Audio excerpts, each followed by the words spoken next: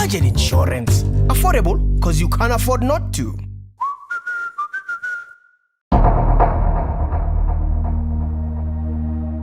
This is the Sherp. It was designed and conceived in the Ukraine, and it is without a doubt the most unusual thing I've ever seen on four wheels. An entry-level Sherp costs around 1.5 million rand before duties, which makes it about the same price as a top-spec Toyota Land Cruiser. But I had a feeling that today, Igor, the pilot, and I were going to do things that you should never attempt in a Land Cruiser. Good morning. Now, usually when we come to shoot a four-wheeled vehicle, I'm the one driving, but because this particular vehicle doesn't have a steering wheel and operates a lot like a tank, I'm going to be riding passenger because I don't have a tank license. So here we go. Right, the Sherp. Hi, Igor. Hello, sir. Hello. Okay. How do you do? Yes, yourself. Do I have a seat belt? Yes. Yeah, for the right side. Oh, good stuff. Okay, cool. All right, I'm excited. Let's go.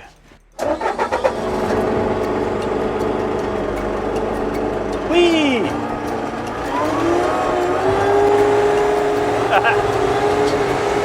Power slide. So it can just spin around like on the spot.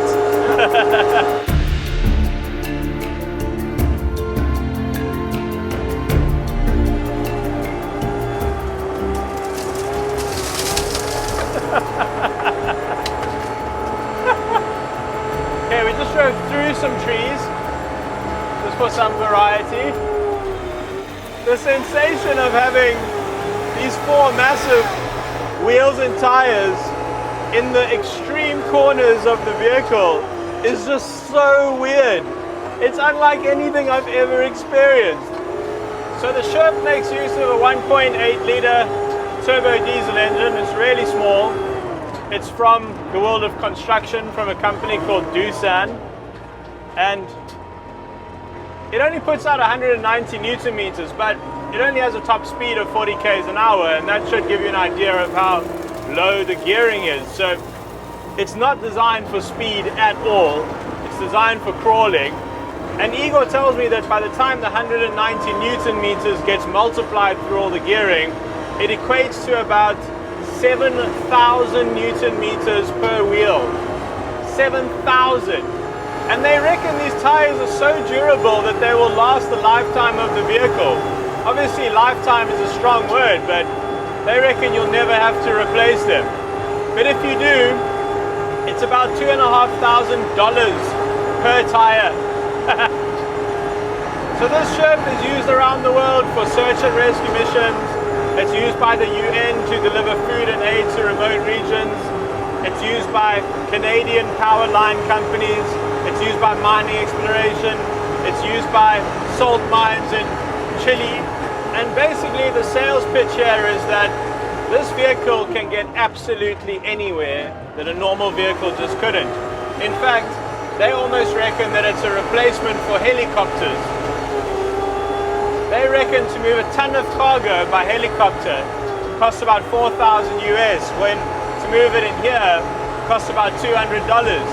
And that represents a massive saving if you're government or fire department, search and rescue, or if you're a mining company moving materials around.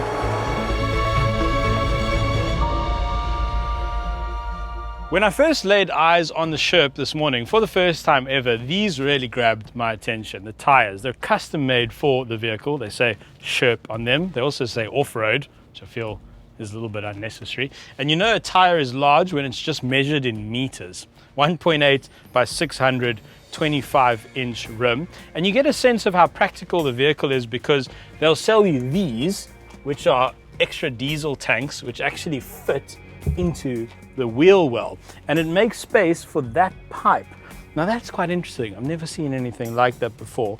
Now that is actually an exhaust gas pipe. So what happens is the car makes use of the exhaust fumes to inflate and deflate the tires, but the Sherp has no suspension. The tires are the suspension. It's a recirculating system. So if you say go over a tree stump with one of the tires, it pushes the gas into the other tires, then the gas comes back, reinflates this one and stabilizes the car. It's actually quite brilliant, really. But let me take you inside and show you the controls, because this car, well, this thing doesn't actually have a steering wheel.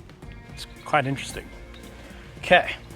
Now, the only thing that's familiar in here to me is the gear knob, and I correctly guessed earlier that it was from a Renault, and pretty impressed with myself, actually, and it is from a Renault. So you've got a 6-speed box, reverses up and to the left. That's very familiar to anyone who's driven a car before, manual car.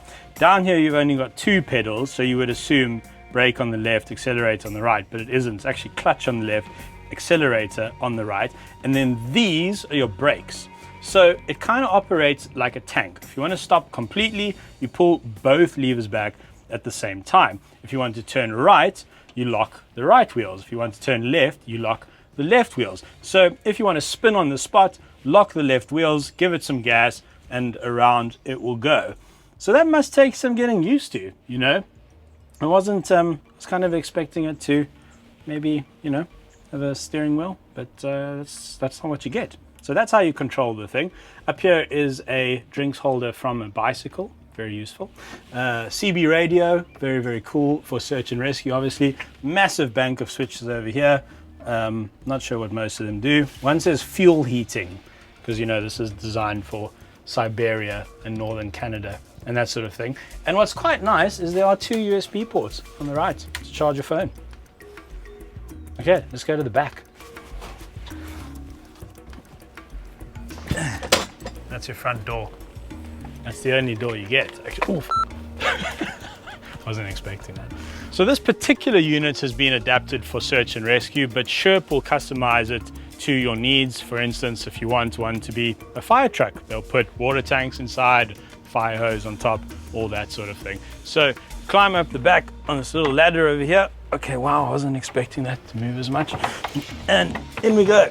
That was graceful. Yeah, join me inside. Let me give you a tour of the search and rescue vehicle. There are 3 sizes of Sherp. The little one, which we went in earlier. This one is the middle size, and then you get a larger one, and you even get a Sherp trailer, which can tow up to 3 tons and can fit 22 people. This one can be configured for 9. In this current configuration, though, only 3 jump seats at the back and 2 in front, driver and passenger. And as you can see, a full-size stretcher for search and rescue. They've even thrown in a pickaxe, an axe, and down here, a shovel, which all seems quite important if you're out in the middle of nowhere trying to save people. But it is really roomy in here. I mean, you can actually sleep in here. They can design them so they can be slept in as well. And it says here, sleeping inside is only allowed with air inflating valve open, which makes me think that this thing is airtight and they don't want you to die. That's quite important. Cargo net up here, useful for holding things. And then it's all sort of like military grade, you know, this like military grade material all over the place. It's a bit soft as well, so if you fall over, you know, sort of stab yourself on a hard edge or something like that. But yeah, if I was into, you know, search and rescue, I think this is the sort of vehicle I'd go for. I think this would suit my needs.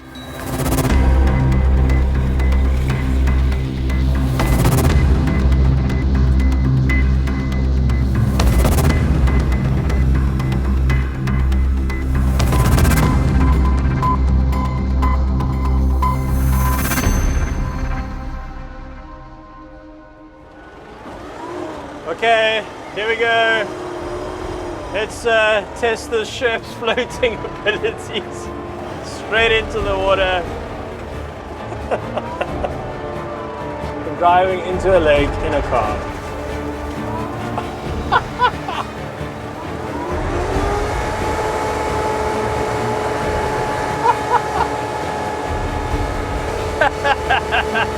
Do you ever get tired of doing that? Never.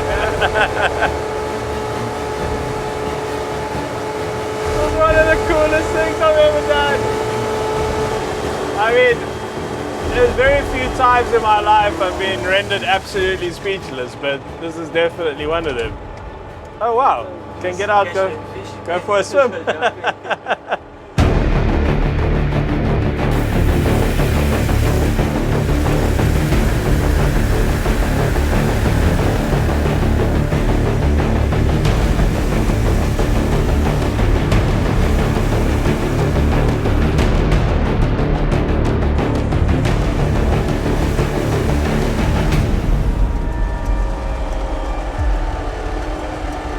And out we go, back onto terra firma.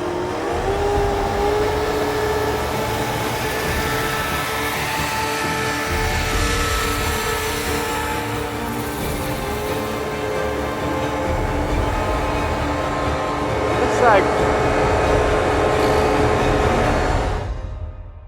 Thanks very much for watching. If you've just watched this video but you haven't yet subscribed to our channel, you absolutely should do that immediately right now. Click the subscribe button. It's a good idea for a bunch of reasons which I actually don't have really a lot of time to go into, but it's good. It's a good idea.